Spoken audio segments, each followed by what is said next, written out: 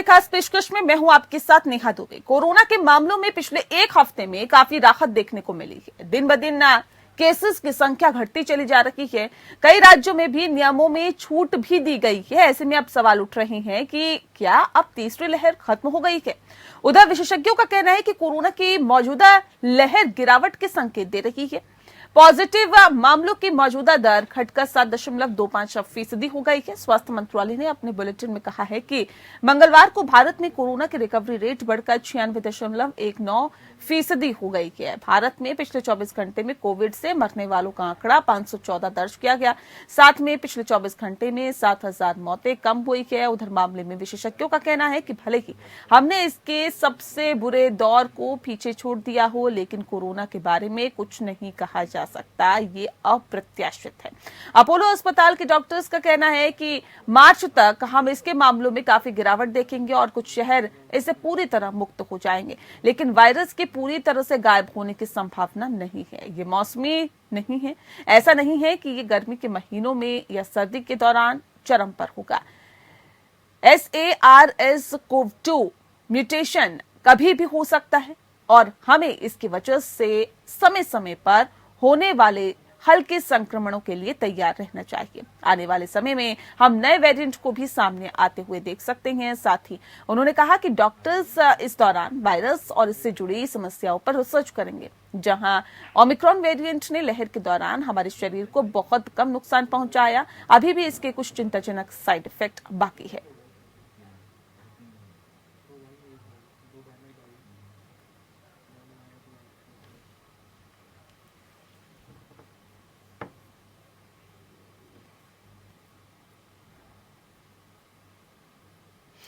और चलिए इस पर हम तफसील से चर्चा करेंगे। इस वक्त हमारे साथ सीनियर डॉक्टर स्वाति महेश्वरी जी सीधे हमारे साथ जुड़ गई हैं। साथ ही साथ डॉक्टर अनिता रमेश जी हमारे साथ जुड़ी हैं, जो कि सीनियर डॉक्टर हैं अपोलो हॉस्पिटल के। आप दोनों का बहुत स्वागत है। सबसे पहले सवाल मेरा डॉक्टर स्वाति आपसे है। डॉक्टर स्वाति, क्या ये माना जाए कि तीसरी लहर खत्म हो गई है? क्योंकि जो आंकड़े सामने आ रहे हैं वो यही बता रहे हैं कि लगातार जो कोरोना के मरीजों की संख्या है वो कम होती जा रही है। तो क्या ये एक बेहतर संकेत और अच्छा संकेत माने?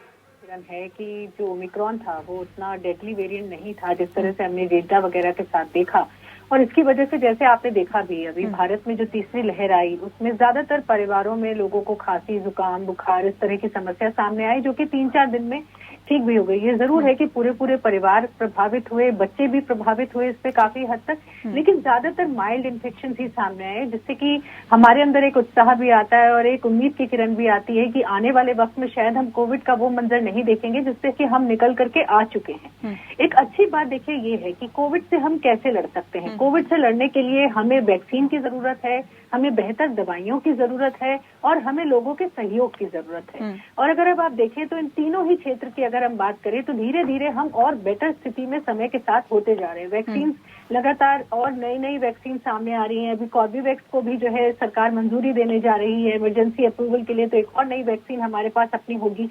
तो समय के साथ जैसे जैसे वैक्सीन की जो उपलब्धि है वो बढ़ती जाएगी और हम ज्यादा से ज्यादा लोगों को लगा पाएंगे, वैसे वैसे हमारी जो लड़ाई है वो और सशक्त होगी और हम बीमारी को एक एंडेमिक बीमारी बनाने की तरफ बढ़ जाएंगे। जैसे कि अभी थर्ड वेव में भी हमने देखा, क्योंकि लगभग 70-80% जो हमारे एडल्ट थे उनको वैक्सीन लग चुकी थी, इस वजह से जो प्रभाव था कोरोना का, ओमिक्रॉन का, वो उतना ज्यादा नहीं रहा। अगर हमारे यहाँ वैक्सीनेशन नहीं हुआ होता तो शायद हम मृत्यु दर काफी बढ़ता हुआ देखते, लेकिन वैक्सीनेशन की वजह से हमें एक वो सुरक्षा कवच मिला और उसने हमें प्रोटेक्टेड रखा। तो आने वाले वक्त में हम जिस तरह से अब बच्चों को आप देख ही रहे हैं कि 70% जो हमारे एडोलेसेंट्स हैं उनको जो है हम फर्स्ट डोज लगा चुके हैं। तो ऐसे जैसे जैसे अब हम ये दायरा बढ़ाएंगे, 12 साल के बच्चे, उससे छोटी उम्र के बच्चे, जैसे जैसे हम यहाँ पहुंचेंगे और जिस तरह से हम 2 डोज भारत में पूरी तरह से कंप्लीट कर पाएंगे तो हम एक बहुत सशक्त जो है एक मुकाम पर पहुंच जाएंगे। लेकिन वहीं हमें ये भी ध्यान रखना है, जिसकी तरफ लगातार जो है सभी देश चेतावनी भी दे रहे हैं कि जब तक कि विश्व के सभी देशों में अच्छी मात्रा में वैक्सीन नहीं लग जाएगी, 60-70% सब जगह नहीं पहुंच जाती, तब तक वेरिएंट आने की संभावनाएं रहती हैं। क्योंकि ये वेरिएंट हमने देखा है सब भारत में नहीं निकले हैं, कोई साउथ अफ्रीका में, कोई ब्रिटेन में, कोई अमेरिका में, कोई चाइना में, जगह जगह पर ये वेरिएंट पनपते हैं और फिर जो सभी देशों की सुरक्षा जो सीमा है उसको देखते हुए सीधे अंदर घुस जाते हैं और सभी देश फिर उससे जो है संक्रमित होने लगते हैं। इसलिए अभी हम ये नहीं मान के चल सकते हैं कि हम पूरी तरह से इम्यून हो गए हैं या अब भारत में कोई नया वेरिएंट आ ही नहीं पाएगा, ऐसा नहीं है। इसीलिए हमें ठीक है डॉक्टर स्वाति बने रहिए हमारे साथ। डॉक्टर अनीता रमेश भी लगातार हमारे साथ बने हुए। डॉक्टर अनीता, कितना इत्तेफाक रखती हैं आप डॉक्टर स्वाति की बातों से, और बच्चों का वैक्सीनेशन इस वक्त कितना जरूरी है? क्योंकि देखिए अब स्कूल 2 साल से कहीं ना कहीं बंद थे और उसके बाद अब खुलने का वक्त भी आया है। 12 साल से कम उम्र के बच्चों को भी वैक्सीन अब कितनी जरूरी मानते हैं? क्योंकि 12 साल से ऊपर के बच्चों को तो लग रही है, फर्स्ट डोज लग भी गया है, सेकेंड डोज भी लग जाएगा, लेकिन अब 12 साल से कम उम्र के बच्चों को वैक्सीन कितनी जरूरी इस वक्त है? भले ही कोरोना के आंकड़े कम आ रहे हो, लेकिन उसके बावजूद भी वैक्सीन कितनी जरूरी हो जाती है बच्चों के लिए? या वैक्सीन बहुत ही जरूरी है। देखिए 15 से 18 तक ऑलरेडी 10 जनवरी से शुरू हो गया। I think most of the children have taken their 2 doses because ये बच्चों क्लास 9, 10, 11, 12 के थे, बोर्ड एग्जाम देने वाले थे एंड रिस्पॉन्स बहुत बढ़िया था। ओके, उसके साथ साथ 15 के नीचे एंड 12 के नीचे का भी अप्रूवल आने वाले हैं, तो शुरू हो जाएगा वो भी की vaccination. I think almost all about India सब स्टेट्स में अभी स्कूल खुल चुके हैं। Not only secondary school, primary भी स्कूल शुरू हो गया। तो it's very very very very important हम लोग इन बच्चों को फुल्ली वैक्सीनेट करें जो स्कूल जा रहे हैं, 1-2 साल के ऊपर जिसका उम्र है, नर्सरी से शुरू करके, बिकॉज वो जब बाहर जाएंगे बच्चों के लिए कोविड अप्रोप्रिएट प्रोटोकॉल मेंटेन करना बहुत ही डिफिकल्ट है। हम लोग सिखाते हैं बट कितना इफेक्टिव है वी डोंट नो। उसके साथ साथ वो जब घर आएंगे वायरस का इन्फेक्शन भी ले आते हैं, घर के अंदर हाई मॉर्बिडिटी एल्डर पेशेंट्स आदमी भी है, पेरेंट्स भी हैं, उनको भी इन्फेक्ट कर लेंगे। तो इट्स अ विशियस साइकिल। इसी हिसाब से बहुत ही जरूरी है because this particular portion of the population should not be unvaccinated because इससे स्प्रेड होने का चांसेस ज्यादा है, प्लस उनका तबीयत भी खराब हो जाएंगे अगर आप वायरस से इन्फेक्टेड होंगे। और बहुत दिन बाद स्कूल खुले हैं and you know the children are the pillars of the society. हम लोग उनके एजुकेशन के लिए बहुत ही इम्पोर्टेंस देना है बिकॉज वो हम बाद में हमारा देश के आगे बढ़ने के लिए they are responsible for all that. तो इसी हिसाब से बहुत ही इम्पोर्टेंट है। और लास्ट वर्ड इज दैट आपने जो बताया कि एंडेमिसिटी। तो एंडेमिक क्या होता है कि हम लोग जब सीख गए हैं कि वायरस से आप पहले पैंडेमिक था, उसके बाद एंडेमिक मीन्स हमारे पास वैक्सीनेशन आ चुके हैं, 90% वैक्सीन हो चुके हैं, काफी आदमी वायरस के साथ आक्रमण हुए first wave, second wave, third wave में, और ये natural immunity, innate immunity, passive immunity बढ़ गया है। तो इसी हिसाब से we are somewhat everybody is having some antibody level. तो जब हमारे पास वायरस का इन्फेक्शन होता है, ये मामूली होता है, जुकाम होकर के निकल जाते हैं, जैसे सीजनल फ्लू, जैसे डेंगू। देखिए दोनों इन्फेक्शन अभी एंडेमिक हम लोग सीख चुके हैं कैसे इनसे रहने के लिए। एक पूरी गया नहीं, it is there with us, काफी सालों से है, बढ़ रहे, कम रहे हैं और वी आर लिविंग विद। उसका नाम है पैंडेमिक, एंडेमिक। और ये एंडेमिक लोकलाइज्ड एरिया में होता है and I think the world is slowly turning towards endemic to this virus, क्योंकि दिखाई गया है जो ओमिक्रॉन थर्ड जो वेव था, मामूली infection most of the people. So that is endemicity we are trying to get into our. ये आएंगे तो अच्छे है बात, बिकॉज वायरस जाएगा तो नहीं। ये काफी वायरस पहले बार ये बहुत इंपॉर्टेंट है, ये बहुत महत्वपूर्ण है डॉक्टर स्वाति, क्योंकि वायरस कहीं नहीं जा रहा, ये लगातार जो डॉक्टर्स हैं वो कह रहे हैं। इससे पहले हमने देखा कि बहुत हाई जाता है आंकड़ा, उसके बाद फिर लो आ जाता है, फिर हाई जाता है, फिर लो आ जाता है। ये तीसरी लहर हमने देखी डॉक्टर स्वाति। लेकिन अब सवाल इस बात को लेकर है, क्या वायरस पूरी तरह से गायब होगा? इसकी संभावना है क्या? कभी हम ये देखेंगे कि बिल्कुल आंकड़े आ ही नहीं रही हैं? अगर ऐसा होगा तो वो कैसी स्थिति होगी, ये भी समझना चाहते हैं दरअसल। मैं तो देखिए अगर इतिहास के पन्नों को पलट करके देखें तो ज्यादातर हमने यही देखा है कि जब भी इस तरह के वायरल इन्फेक्शन इतने बड़े तौर पर फैले हैं तो समय के साथ धीरे धीरे वायरस की जो शक्ति है वो कमजोर हुई है और उसका जो बहुत ही प्रचर रूप सामने आता था, जो शुरू में दिखाई देता है वो धीरे धीरे देखा गया है कि कम होता जाता है और फिर वो उतना सिवियर नहीं रहता है। और यहाँ तक कि हमने मर्स के साथ, सार्स के साथ भी पहले देखा है कि वायरस धीरे धीरे इतना कम हो गया कि केसेस छुटपुट इधर उधर ही सामने आते थे और ऐसा कोई मेजर केस नहीं आता। यही हम कोविड के साथ भी मान करके चल रहे हैं कि वायरस जो है अब धीरे धीरे जो है उतना प्रबल नहीं रहेगा और उतना प्रचंड रूप लेकर के सामने नहीं आएगा जैसे कि हमने शुरू में देखा है। और लेकिन आने वाले वक्त में इसके कुछ और वेरिएंट्स अभी सामने आ सकते हैं। ये हम पूरी तरह से रूल आउट नहीं कर सकते हैं कि हाँ बिल्कुल ही अब कोई नया वेरिएंट सामने नहीं आएगा, लेकिन हम ये मान के चल रहे हैं कि क्योंकि वैक्सीनेशन अब इतना अच्छा हो रहा है, ज्यादातर सभी देशों में हो रहा है, साथ ही में अब दवाइयां हमारे पास बेहतर हैं, चाहे एंटीबॉडी कॉकटेल की बात करें, मोलनुपिराविर, और अभी वक्त के साथ बहुत सारी और नई दवाइयां आएंगी। तो जब हमें पता होता है कि ठीक है अगर बीमार हुए भी तो 2-3 दिन के अंदर इन दवाइयों के सेवन से या इस ट्रीटमेंट से हम ठीक हो सकते हैं, तो जो एक वो डर और खौफ था बीमारी को लेकर के वो धीरे धीरे कम होने लगता है और जो मृत्यु दर है वो भी कम होने लगता है। लेकिन जरूर हमें ये याद रखना चाहिए कि जिस कठिन दौर से हम निकल करके आए हैं और बहुत सारे लोगों ने अपने प्रियजनों को भी इस वक्त में खोया है कोविड के दौरान, और साथ ही न केवल हमारे हेल्थ से रिलेटेड परेशानियां जो हमारी जीविका पे, हमारे रहने सहने पे, बच्चों के एजुकेशन पे, तमाम चीजों पे जो असर पड़ा है वो उससे निकलते निकलते हमें वक्त लगेगा। और इसलिए हमें भी अभी पूरी तरह से सचेत रहना चाहिए कि हम कोई ऐसा कोविड एप्रोप्रिएट बिहेवियर जो उसको फॉलो करते हुए बढ़े और कोई ऐसा काम नहीं करें जिससे कि संक्रमण बढ़े या नए वेरिएंट्स के आने की संभावनाएं हो। तो अभी भी अगर वैक्सीन नहीं लगवाई तो वैक्सीन लगवाएं, बच्चों को प्रेरित करें कि वो वैक्सीन लगवाएं। और एक जो एक भावना होती है हमेशा कि हमें सावधानी के साथ चलना है, हमें आगे बढ़ना है, हमें अब निकलना तो है इसमें से बाहर, लेकिन हमें पूरी सावधानी के साथ बढ़ना है, वो जज्बा रखते हुए ही हमें आगे बढ़ने की जरूरत है। और मेरे ख्याल से अब इतना घबराने और परेशान होने की बात नहीं है, क्योंकि शुरुआती दौर में वैक्सीन नहीं थी, हम कोविड के बारे में, वायरस के बारे में उतनी ज्यादा जानकारियां नहीं थी, शुरू में अलग अलग ट्रीटमेंट को ट्राई करके देखा जा रहा था कि कहीं इनसे फायदा हो जाए। लेकिन अब जो है बहुत अच्छी जो है गाइडलाइंस आ चुकी हैं, हमारे जो पूरा एक इसको लेकर के काफी क्लैरिटी आनी शुरू हो चुकी है कि ये क्लैरिटी आनी शुरू हो गई है, लेकिन फिर भी इसमें रिसर्च की मुझे लगता है आवश्यकता है और डॉक्टर्स को रिसर्च इस पे और करना चाहिए, क्योंकि बहुत आनंद फानंद में तमाम चीजें हुई।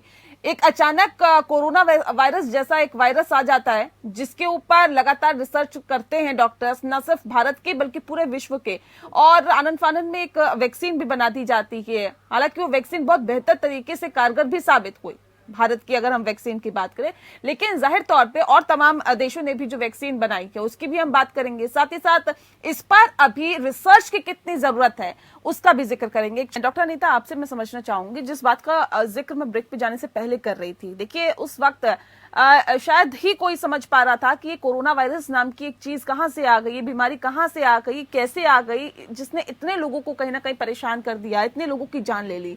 आनंद फानंद में तमाम चीजें हुई, पूरा विश्व इसके रिसर्च करने में लगा, डॉक्टर्स बड़े बड़े लग गए, वैज्ञानिक लग गए, और तमाम तरह की कोशिशें की गई कि आखिर इस पर एक दवाई बनाई जाए, वैक्सीन बनाई जाए, वैक्सीन भी बनी। लेकिन क्या वाकई लगता है, क्योंकि अब जो हालात है सामान्य हैं, अब जो हालात है वो पहले से बेहतर है, तो इस पे और रिसर्च करने की जरूरत है, आपको लगता है ऐसा? हाँ, यस, देखिए तो we are not out of the pandemic, अभी केसेस खाली कम हो रहा है। यस, रिसर्च का जरूरत है, बिकॉज हमको जीनोमिक सीक्वेंस चाहिए वायरस का, वो कैसे तरह करके बदल रहा है, कितना म्यूटेशन हो रहा है, नया फ्यूचर में कितना म्यूटेशन आएगा, कितना स्ट्रेन आएगा, कितना वेरिएंट आएगा, we don't know, it is all unknown. And ये जो म्यूटेशन होते हैं वायरस से किसी के हाथ में नहीं है, वो अपने आप होते रहते हैं। कुछ म्यूटेशन इज इम्पोर्टेंट, उसको बोलते हैं वेरिएंट ऑफ कंसर्न VOC और वेरिएंट ऑफ इंटरेस्ट VOI। कुछ म्यूटेशन में कुछ इफेक्ट नहीं होते हैं, मामूली, तो we don't know what's the next wave. तो इसीलिए रिसर्च लगातार चलना चाहिए। उसके साथ साथ ये वैक्सीन जो हमारे पास है, ये कॉमन वैक्सीन है, DNA एंड RNA वैक्सीन, तो इनका एफिकेसी ऑन डिफरेंट स्ट्रेन के बारे में भी रिसर्च चल रहा है। अगर फ्यूचर में ऐसे स्ट्रेन आ गए कि वैक्सीन से पूरा रेजिस्टेंस है, तो नया नया वैक्सीन बनाना है, नया वैक्सीन बनाना है with different mode of action, जैसे वो लोग डिफरेंट जगह में काम करें, different portions of the virus को लेकर के करना भी है, एंड डिफरेंट मेथड्स में करना है, RNA, DNA, spray vaccine, single shot vaccine. और अभी रिसर्च चल रहा है हमारा देशों में भी, बाहर पे भी, कैसे डिफरेंट तरीका, जैसे Merck, Pfizer, Eli Lilly, biologics India, plus Covaxin, the nasal vaccine जैसे नाक में दे सकते हैं। बट अगेन ये रिसर्च हमारे पास चलते रहते हैं, क्योंकि वायरस कांस्टेंट नहीं है, virus is dynamic and it keeps on changing. आगे बारे में क्या होगा पता नहीं है। और ये भी एक समय आ जाएगा, जैसे हमको बोलते हैं प्रिसिशन मेडिसिन, वायरस को लेकर के टेस्ट करके जीनोमिक सीक्वेंसिंग देखने के बाद कौन सा वैक्सीन उसमें एक्चुअली एक्ट करेगा उसको देना है। जैसे हम लोग कैंसर का ट्रीटमेंट करते हैं, we do genetic assessment, HER2 जिसको पॉजिटिव है, EGFR जिसको, उसका अलग अलग दवा है, 2 मरीज के लिए एक अलग अलग दवा देना है। सो that is called precision vaccination. शायद हमारे पास फ्यूचर होगा, क्योंकि रिसर्च बहुत बहुत जरूरी है। It's an important question. बिल्कुल बिल्कुल, रिसर्च बहुत जरूरी है और जाहिर तौर पे इस पे करना चाहिए। डॉक्टर स्वाति, क्या अभी वक्त आ गया है कि हम मास्क का नियम हटा दें, या फिर कोरोना एप्रोप्रिएट बिहेवियर जिसका जिक्र आप पहले भी कर चुकी हैं, उसका पालन करना भी जरूरी है? क्या लगता है आप? देखिए, डेफिनेटली अभी हमें इन चीजों से निजात नहीं मिलने वाली है, और ये भी समझना बहुत जरूरी है कि ये हमारी अपनी सुरक्षा, हमारे प्रियजनों की सुरक्षा के लिए जरूरी है। क्योंकि देखिए, जिस तरह से हमने पहले भी देखा है कि जब हम इस तरह की लापरवाहियां करना शुरू कर देते हैं तो फिर से स्पाइक आनी शुरू होती है, फिर से छुटपुट एरियाज में जो है बढ़ने शुरू हो जाता है संक्रमण। और जैसे जैसे हमने हमेशा देखा है कि संक्रमण जब बढ़ना शुरू होता है तो उसका दायरा भी बढ़ना शुरू हो जाता है, आसपास के एरियाज में, आसपास की सिटीज में भी उसका फिर दायरा बढ़ जाता है। तो हम उस स्थिति में जाएं क्यों? हम वहां तक दोबारा जाने की स्थिति में हमें नहीं जाना चाहिए। देखिए, अब एक लहर आई है उम्मीद की, जो दिख रही है कि बच्चों के स्कूल जो है खुले हैं, बच्चे स्कूल जाना शुरू हो रहे हैं, लोग अपने काम पर जाना शुरू हो रहे हैं। तो ये जो एक नॉर्मल जिंदगी की तरफ हमारे कदम बढ़े हैं, इन पर हमें डेफिनेटली कोई स्पीड ब्रेकर नहीं लगाना चाहिए, और वो स्पीड ब्रेकर हमारे अपने हाथ में है। अगर हम कोविड एप्रोप्रिएट बिहेवियर का पालन करेंगे तो संक्रमण फिर से नहीं बढ़ेगा और हमारे लिए आसान रहेगा वापस वहां पहुंचना।